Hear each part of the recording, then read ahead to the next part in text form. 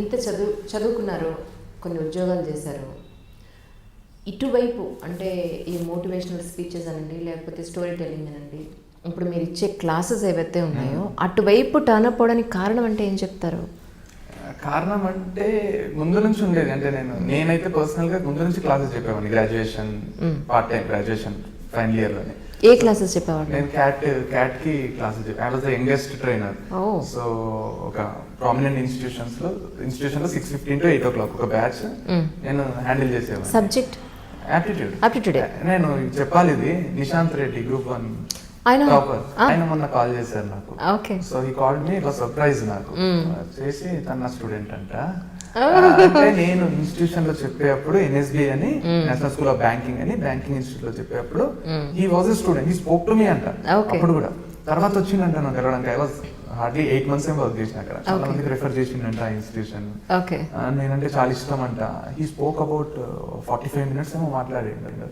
Sir అందరికి gratitude చెప్తున్నాను teachers కి, I'm showing my gratitude. So ఆయన ఎట్లా అంటే వీరభద్రారెడ్డి సార్ అని జీ పుల్లారెడ్డి కర్నూలు కాలేజ్ లో is training and placement officer. So Nishant Reddy student of GPRS. నేనేదో ఇంటర్వ్యూలో జీ పుల్లారెడ్డి కాలేజ్ అని చెప్తే, జీ పుల్లారెడ్డి కాలేజ్ అంటే ఇంకా వీరభద్రారెడ్డి సార్ అని, వీరభద్రారెడ్డి సార్ కి ఫోన్ చేసి నా నంబర్ తీసుకొని నాకు కాల్ చేసి, ఇంకా నిన్న కూడా ఏదో వీడియో పెట్టి he was asking me, he wants to educate people like subject అది చెప్పడానికి he has online course start చేసి. So he's frequently in touch with me. So చెప్తున్నాను, ఐ వాజ్ సర్ప్రైజ్ లైక్ అరే మంచిగా అనిపించింది. Somebody telling me that I'm good teacher. ఈ story telling లకు వచ్చేసి నేను సబ్జెక్ట్ బాగా చెప్తానని నాకు మర్చిపోయాను. సో నాకు గుర్తు చేసి ఆయన చెప్పడం బాగా అనిపించింది. So this is interest, grabbing the attention. అంటే నాకు ఇట్లాంటి ప్రొఫెసర్ ఎవరైనా చెప్తే నేను ఎంత ఎక్సైట్ అవుతుంటే అనే ఊహ నాకు. I only give people what I love. So నాకు ఇట్లాంటి ఒక ఆయన వచ్చి చెప్తుంటే, ఈ మాటలు చెప్తుంటే, మనకు మన ఫ్రీక్వెన్సీ మ్యాచ్ అయ్యేటట్టు చెప్తుంటే, ఐ వుడ్ అటెండ్ క్లాసెస్. నేను క్లాసెస్ అటెండ్ అవుతా. సో ఎందుకు ఇట్లా చెప్పారు అదా, ఎప్పుడు పిల్లలు మీరే తప్పు, మీరే రారు కాలేజ్కి, మీదే తప్పు, మీరు చదవరు, ఈ ఇరిటేటింగ్ ఫేస్ లో, ఇరిటేటింగ్ టోన్ లో ఫ్రస్ట్రేటెడ్ గా పిల్లలతో ఎందుకు మాట్లాడాలి? ఆ కనెక్షన్ తెచ్చుకొని if you say them the right subject in the right way, జనాలు వింటారు కదా అనేది నాకు చాలా ఇష్టం. అంటే నాకు మెకానికల్ సివిల్ స్టూడెంట్స్ ఉంటారు కాలేజ్లలో, వాళ్ళు ఎవరి క్లాస్లో అంత బాగా విన్నారంట, మాకు అంటారు ఇవి కూడా విన్నారని. మేము పోయి చెప్తానే నాకు అటాచ్మెంట్ వచ్చేది మెకానికల్ సివిల్ స్టూడెంట్స్. నాకు చాలా, మేము కలిసి క్రికెట్ ఆడతాము, మేము కలిసి, సో ఆ బాండ్ క్రియేట్ అవుతుంది, అది చాలా ఎంజాయ్ చేస్తుంది. So that is how I got in to this. మీరు అన్నట్టు ఫస్ట్ చాలా కష్టమైన ఆపర్చునిటీ. నాకు ఒకటి తెలుసు, ఒక కాలేజ్ మాతో చేస్తే ఒక ఇయర్ ఇక మేము వద్దు అనేంత వరకు మాత్రమే చేస్తుంది. సో ఆ ఇనీషియల్ ఆపర్చునిటీ కష్టం అయ్యేది. ఒకసారి వచ్చినాక వర్డ్ ఆఫ్ మౌత్ తోని ఇక ఆపర్చునిటీస్, ప్లెంటీ ఆఫ్ ఆపర్చునిటీస్. నేను ఒకవేళ గవర్నమెంట్ సర్వీస్ లో ఉన్నా ఇన్ని డబ్బులు సంపాదించేవాడిని కాదేమో. సో దిస్ లీగల్ గా ట్యాక్స్ కడుతూ డబ్బులు సంపాదిస్తుంటే ఒక తృప్తి, ఒక ధైర్యం, హాయిగా నిద్ర పడుతుంది. ఇప్పుడు మీ ఓన్గా ఇన్స్టిట్యూట్ స్టార్ట్ చేయాలని చెప్పి గోల్డ్ దగ్గర నుంచి, బైక్ దగ్గర నుంచి అంతా మొత్తం కుదవపెట్టి కొంత అమౌంట్, కొన్ని లక్షల రూపాయలు మీరు ఎల్బీ నగర్లో ఒకటి ఇన్స్టిట్యూట్ పెట్టారు, నడవలేదు. దాని తర్వాత తీసేసిన తర్వాత మీ ప్రయాణం ఎక్కడి నుంచి మళ్ళీ మొదలైంది? అప్పుడు వీడు లేడు. ఓకే. నేను ఒక్కడినే. అప్పుడు మీరు ఏం చేశారు? ఇంకా చదువుతున్నాను, ఇంజనీరింగ్ చదువుతున్నారు. ఓకే. సో నేను ఒక్కడిని, నాది అయిపోయి నేను వర్క్స్ కూడా 4 months వర్క్ చేసిన గవర్నమెంట్ లో. సో ఇట్స్ నాట్ అబౌట్ లేనిది. సో చేసి నేను స్టార్ట్ చేసినప్పుడు నేను మా నాన్న గురించి తెలిసే కదా, నేను 10 లక్షలు అంటే ఆయన 20 లక్షలు ఇచ్చే టైప్. సో ఏం చేసేనా, సో ఇంకో పెద్ద పెడదాం అని పెట్టేసినాము. డిజాస్టర్. సో డిజాస్టర్ అయినాక ఇంకా లైఫ్ తెలిసింది, లైక్ థియరటికల్ గా ప్రాక్టికల్ గా ఇంత తేడా ఉంటుందా. నేను బాగా చెప్తా కదా, గుడికి వచ్చినట్టు వస్తారని చెప్పుల స్టాండ్ కొనడం దగ్గర నుంచి ఆ ఇన్స్టిట్యూట్ తీసేటప్పుడు వచ్చే బాధ, అన్ని లక్షలు, అంతవరకు ఎన్ని ఓడిపోయినా కూడా it was not related to money. So financial డబ్బు, అందరు అంటారు కదా ప్రేమ ఆప్యాయతలు ఇంపార్టెంట్, డబ్బు కాదని. ఆ డబ్బు మీద కూడా ప్రేమ ఆప్యాయతలు ఉండాలని అప్పుడు అర్థమైంది. సో అంటే మస్తు స్ట్రగుల్ అయింది. నేను కూడా చూస్తుంటే ఈ రోడ్ క్లర్క్ ఎగ్జామ్ రాసిండు. క్లర్క్, బ్యాంక్ పిఓ కాకుండా క్లర్క్ అని ఉంటది. దాంట్లో BA ఇంటర్వ్యూలో BA అని చెప్పినందుకు ఇంటర్వ్యూ చేయకుండా పంపించేసిండు. ఇంటికి వచ్చి ఎక్కువ ఉన్నా కూడా తీసుకోరు వాళ్ళు. Bachelor of arts, okay, history, political science, public. అంటే నా సబ్జెక్ట్స్ బ్యాంకింగ్, కామర్స్, లెక్కలతో సంబంధం లేదు అనేది వాళ్ళ feeling. I straight away gave an answer saying that అట్లాంటప్పుడు you should have mentioned in notification sir Particular qualification వాళ్ళు మాత్రమే. పెట్టింటే నేను రాసేవాడిని కాదు, ఇన్ని నెలలు నేను వెయిట్ చేసేవాడిని కాదు కదా. You can't ask me this question, you are not prepared for an interview అని చెప్పి నాకు. I was hardly 20 years. Fantastic. చెప్తే he said this is not the way you have to talk to interview అని. నాకు 25 marks interview pass అయితే నాకు results వచ్చినాక they reveal the marks అప్పుడు తెలిసింది. He gave me 24 and return లో I was నాకు ఆయన 25 చేసినా I would have been in that bank. Okay. So ఆయన నిజాం కాలేజా ఎక్కడది ఇంకా బిఏ చెప్తున్నారా, ఈ కాలంలో కూడా బిఏ ఉందా, ఉంది కాబట్టి చేసి ఇండియాకి ఫ్రీడమ్ ఎప్పుడు వచ్చింది అట్లాంటి క్వశ్చన్స్ ఇదే కదా హిస్టరీ అంటే. దీనికోసం చదువుకోవాలి కూడా, నా చిన్న పిల్లలు కూడా అడుగుతూ చెప్తారు.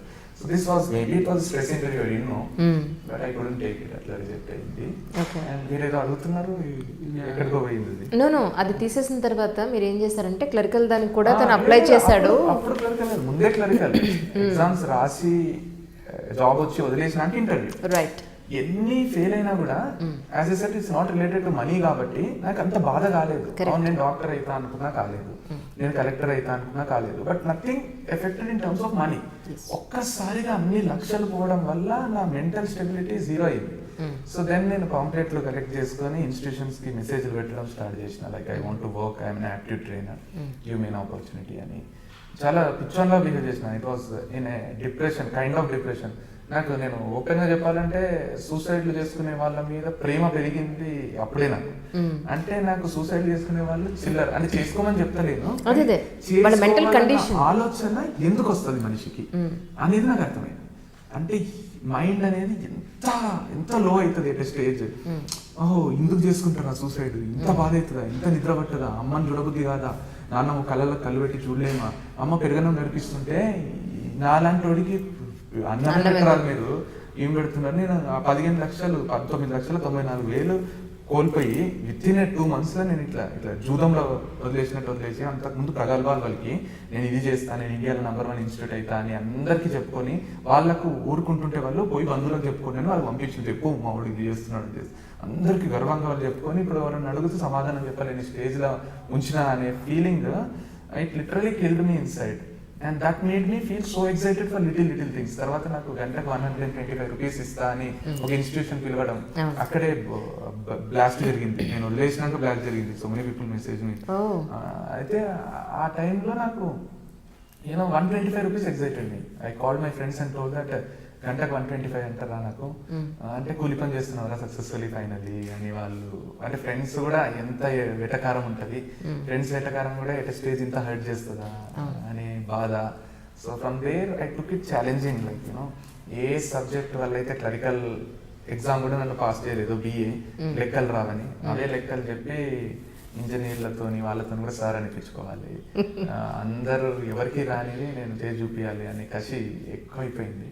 అండ్ మా మమ్మీ వాళ్ళు ఎప్పుడైతే పోయి ఆపర్చునిటీ అడిగి ఇన్సల్టెడ్ వెనకకు వచ్చిండ్రో, that was the turning point in my professional life. That is where I said that enough is enough, ఇక నేను సాధించకపోతే వేస్ట్. అదే టైంలో మా తమ్ముడు జాయిన్ కావడం, వీని mind set business like he goes to అంత పెద్ద పెద్ద ప్రొడ్యూసర్స్ దగ్గరికి పోయినప్పుడు కాలేజ్ హెడ్స్ దగ్గరికి వాడు ఇన్సల్ట్ కి భయపడ్డాడు. మెయిన్ థింగ్ వాడు ఏంటంటే సిగ్గు అనేది ఎక్కదు, మైండ్ ఎక్కదు అసలు. ఇన్సల్ట్ కి భయపడకపోతే మనిషి ఏదైనా చేస్తాడు రైట్ వేలో, రాంగ్ వేలో.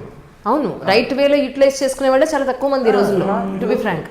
భయపడని వాడు ఐదర్ టెర్రరిస్ట్ అన్నా కావచ్చు, అవును, ఆర్ ప్రాపర్ ఒక మనిషి కోసం పోరాటోడన్నా కావచ్చు. Correct. So he was like even with the chairman speak saying that sir మీ అంటే ఇది చెప్పొచ్చు లేదు కానీ మీ కాలేజ్లో ఎంప్లాయీస్కి అర్థం కాదు సార్, వాళ్ళు కూడా పనిచేసే వాళ్ళు కదా, రైట్ ఫ్రమ్ హయ్యర్ పొజిషన్ నుంచి హెచ్ఓడీల వరకు అందరికి. ఈ కాలేజ్ మీది, పిల్లలు మీ పిల్లలు, సో మీకు అర్థమవుతుంది మా మంచి చెప్పడానికి కూడా లేదు, అలా కమిట్ సో మీకు అర్థమవుతుంది అంటే నెక్స్ట్ డే డెమో ఇస్తారు. డెమో ఇస్తే 99% కన్వర్షన్ రికార్డ్ ఉంటుంది మాకు. If they give us a chance to talk to students, it's done there. The project మా చేతులు దాటి ఎట్టి పరిస్థితుల్లో పోదు, అది అయితే కాన్ఫిడెంట్ మేము. సో డెమో మాత్రం వీడు క్రియేట్ చేసిండు. అండ్ గంటకు ఇంత దగ్గర నుంచి మనిషికి ఇంత అనే రేట్ స్టార్ట్ చేసింది మా తమ్ముడు. ఎంత ఐఏఎంలో చదివిన బిజినెస్ మ్యాగ్నెట్స్ కూడా రాని ఐడియా వచ్చింది అనిపిస్తుంది. గంటకి ఇంత వల్ల ఏమైందంటే నేను గంటకు 10,000 అడిగితే నీ మొహానికి గంటకు 10,000 అంట.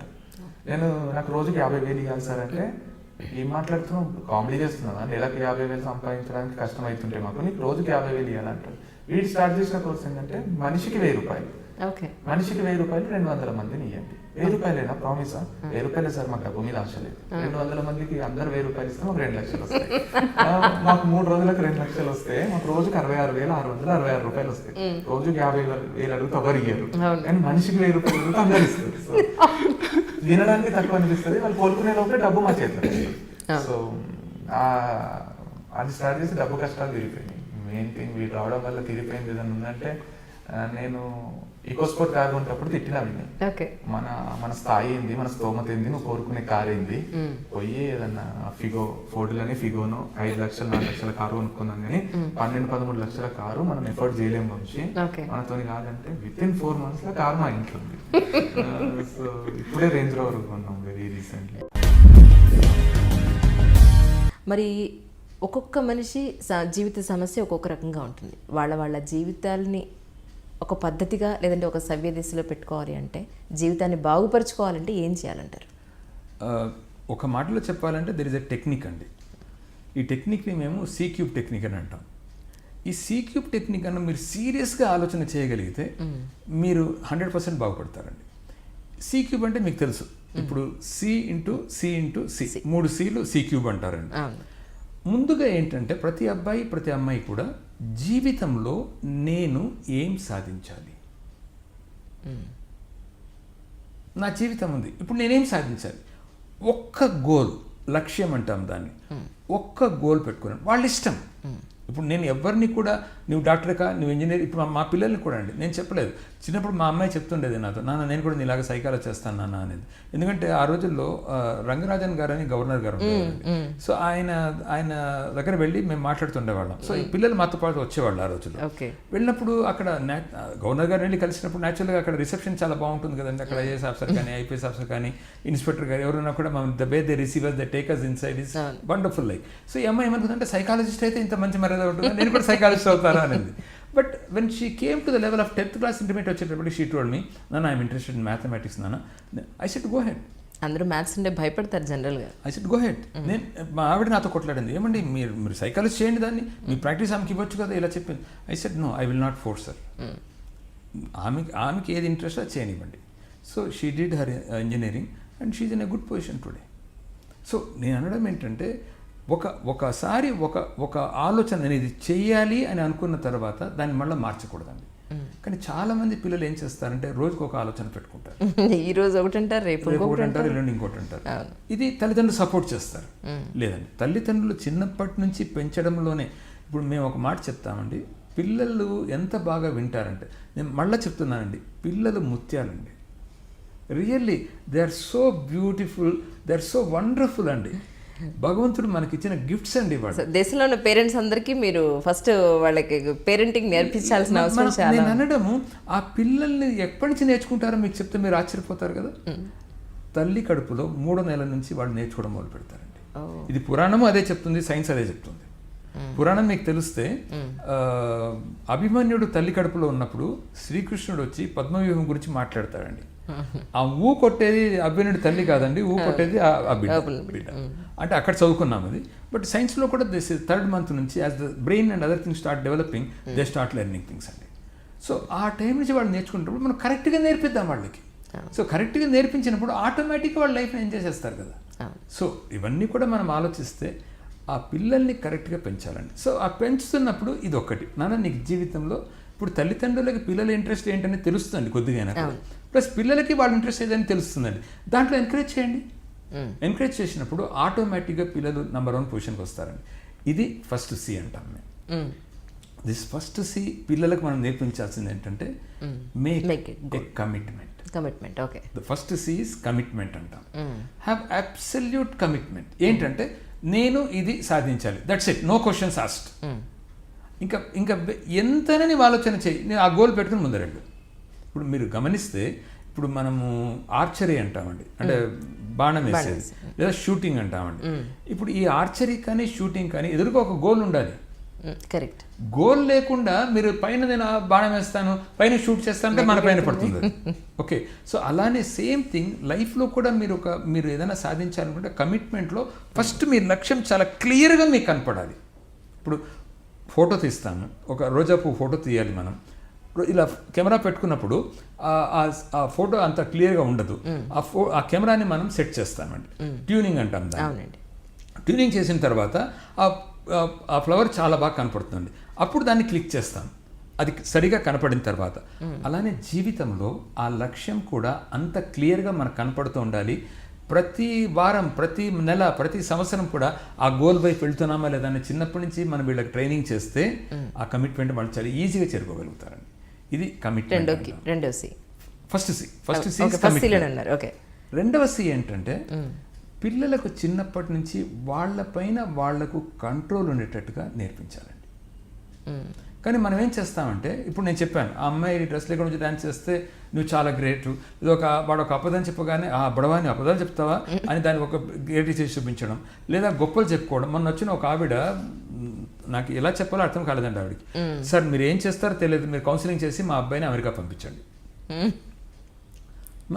నేను అక్కడ అమెరికాలో చాలా సంవత్సరాలు ఉన్నాను, నేను అమెరికా పంపిస్తాను, కానీ ఏం చేస్తారు అక్కడ వెళ్ళి నాకు అదంతా తెలియదు సార్, మీరు పంపించాలంతే. కారణం ఏంటంటే మా తోటి కోడలు కొడుకు అక్కడే ఉన్నాడు, తోటి కోడలు కొడుకు అక్కడే ఉన్నాడు కాబట్టి నీ కొడుకుని పంపిస్తావా? నీ కొడుకు అక్కడ వెళ్ళి ఏం చేస్తాడు? అక్కడ మీకు తెలుసా చాలామంది Indians they work though highly educated, మీకు తెలుసా అండి, they work as taxi drivers అక్కడ. వీళ్ళకి తెలియదు ఆ విషయం, అమెరికా వెళ్ళిపోవాలి అంతే.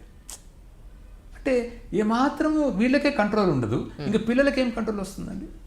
ఇటువంటి టైంలో ఇప్పుడు నేను చెప్పాను ఇంతకుముందు, నేను నా తల్లిదండ్రుల ప్రభావం నా పైన చాలా ఎక్కువగా ఉంది. సో మా నాన్నగారు ఎలా పెంచారు,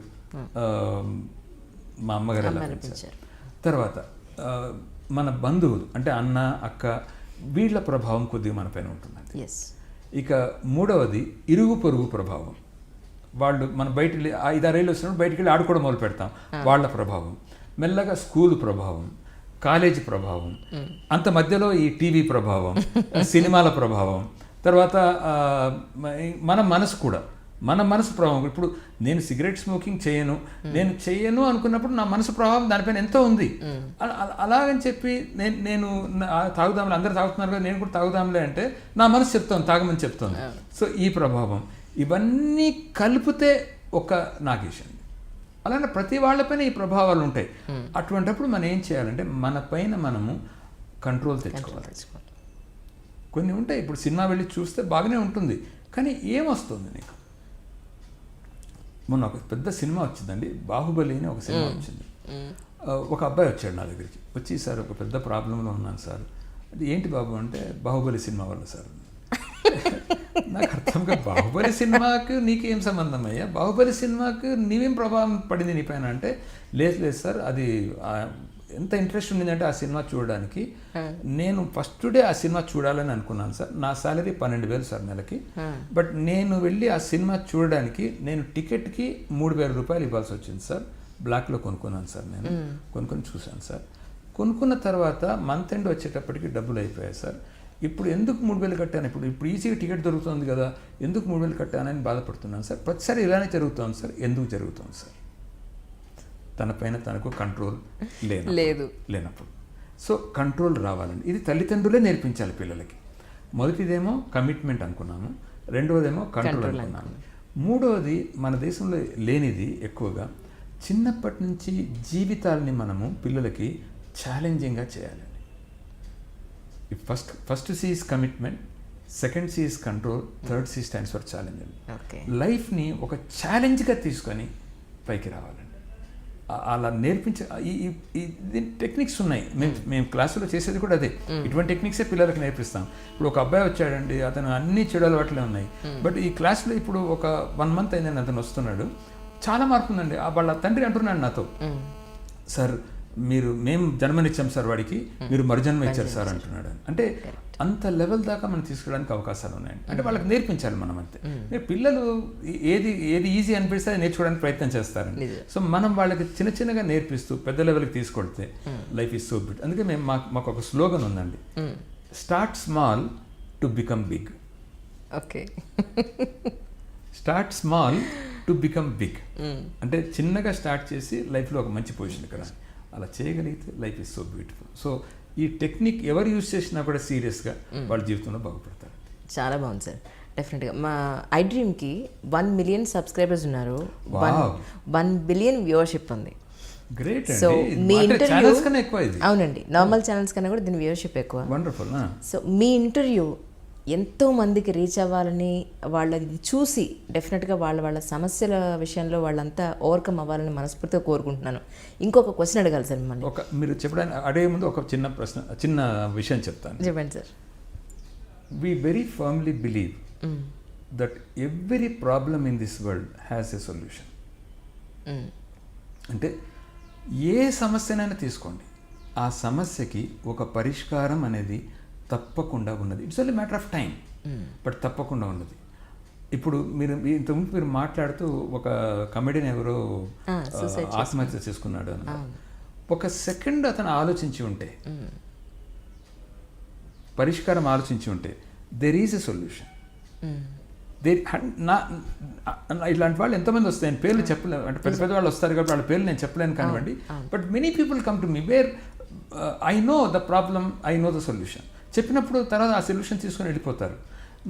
ప్రతి సమస్యకి పరిష్కారం దొరుకుతుంది కాబట్టి టెన్షన్లోకి వెళ్లకుండా మనము అయ్యో సమస్య వచ్చిందని బాధపడడం కన్నా ఈ సమస్య నుంచి ఎలా బయటపడాలని ఆలోచన చేయగలిగితే లైఫ్ని ఎంజాయ్ చేస్తాను. నిజమండి, ఈ వర్డ్ మాత్రం ప్రతి ఒక్కరు తెలుసుకోవాలి. మర్చిపోకుండా ఐ డ్రీమ్కి సబ్స్క్రైబ్ చేయండి. మీ అందరికి కూడా నూతన సంవత్సర శుభాకాంక్షలు. అంటే ఒకటి సార్, ఇప్పుడు మీరు ఏం చెప్తారు, మీరు ఏం మాట్లాడతారు అని యువతల మనిషికి తెలిసినప్పుడు అడగడానికి ఇంకేం ఉండదు అక్కడ. మీకు తెలిసిపోయినాయి అన్నీ నేనే మాట్లాడతాను. అలా కాదు, ఏమడిగినా నేను ప్లాన్ చేసుకోలేదు. దట్స్ ట్రూ, మీరేం ప్లాన్ చేయలేదు. ఏమైనా కమింగ్ ఫ్యూచర్లో ఇవేమైనా ఎక్స్పెక్టేషన్స్ ఉన్నాయా అని అంటే ఏమీ లేదు, నేనేం ప్లాన్ చేయను అంటారు అల్టిమేట్గా. సో ఆలోచిస్తున్నాను. ఎక్స్పెక్టేషన్స్ అంటే ఏమో నాకు తెలియదు. I don't know to how to answer the questions also because I don't think all those things. నాకేదో మైండ్లోకి వచ్చి దాన్ని దాచుకుని చెప్పడం కదా. I'm like this, I don't know. నాకు అదే చెప్పాను కదా, ఈ కారు కావాలో లేకపోతే ఈ వాచ్ కావాలో, బంగారం కావాలో, ఇల్లు కావాలి, ఫ్లాట్ ఇలా ఉండాలి, అది ఇలా ఉండాలి. My wife and daughter they take care of, they are good at creativity, they like it. What money I have, I will give them, that's all. And they are also good, they don't poke me. Nice, వాళ్ళు అలాగే ఉంటారు. నేను మా wife మా అమ్మాయి కలిసి cinema చూడలేదండి. Seriously? Theatre నేను మా ఆవిడ కలిసి 3-4 సినిమాలు చూసుంటాం. Nobody is interested in films. ఎవరు సినిమాలకి వెళ్ళరు. మా అమ్మాయి వెళ్తే ఎప్పుడన్నా వాళ్ళ ఫ్రెండ్తో వెళ్తుంది, మా ఆవిడ వెళ్తే వాళ్ళ ఫ్రెండ్స్తో ఎప్పుడన్నా 2 నెలలకు 3 నెలలకు సినిమా చూస్తుంది. ఇట్స్ నాట్ దట్ సినిమాకి వెళ్ళకూడదని కాదు, అది అలాగే ఇంట్రెస్ట్, అంతే, ఎవరి ఇంట్రెస్ట్ వాళ్ళది. సినిమాలో ఉండి సినిమాలు చూడటం అంటే మందు షాప్ ఉండేవాడు మందు ఆగడు. కరెక్ట్. సో అది ఏమో మరి. ఈ క్యారెక్టర్ ఇన్నేళ్ళు మీ కెరీర్ లైఫ్లో ఈ క్యారెక్టర్ ఖచ్చితంగా వస్తే డెఫినెట్గా చేయాలని ఒక ప్యాషనేటెడ్గా ఏం లేదా? చూడండి, అగో చెప్తున్నా కదా, ఏ క్యారెక్టర్ వచ్చినా చేసుకుంటాం. డబ్బులు మనం ఏం డిమాండ్ చేయక్కల, మనకి ఎంత ఇవ్వాలనుకుంటారో వాళ్ళు ఇస్తారు. మనం డిమాండ్ చేసినంత మాత్రం ఎక్కువ ఇచ్చారు. నాకు ఈ క్యారెక్టర్ కాదు, అది బాగుంటుంది, నేను బాగా చేస్తాను, నాకు ఇస్తేనే చేస్తానంటే మనకి ఇవ్వరు. అదే చేస్తానంటే అది ఎవరు, ఇది ఎవరు, వాళ్ళకి ఇవ్వాల్సిందే ఇస్తారు. మీకు ఇష్టమైతే చేయి, లేకపోతే లేదు. ఇష్టమైనా ఇష్టం లేకపోవడం అనేది అన్ని ఇష్టపడే చేస్తానులే. మీరు బేసిక్గా అందరినీ, అన్ని మైండ్ సెట్స్ని, అన్ని ఏజ్ గ్రూప్స్ని బాగా అర్థం చేసేసుకుని ఒక్క స్టేజ్లో ఉన్నారు, ఎక్కడ ఉన్నారు. అందుకనే నేను అర్థం చేసుకున్నాను వాళ్ళందరినీ కన్నా కూడా.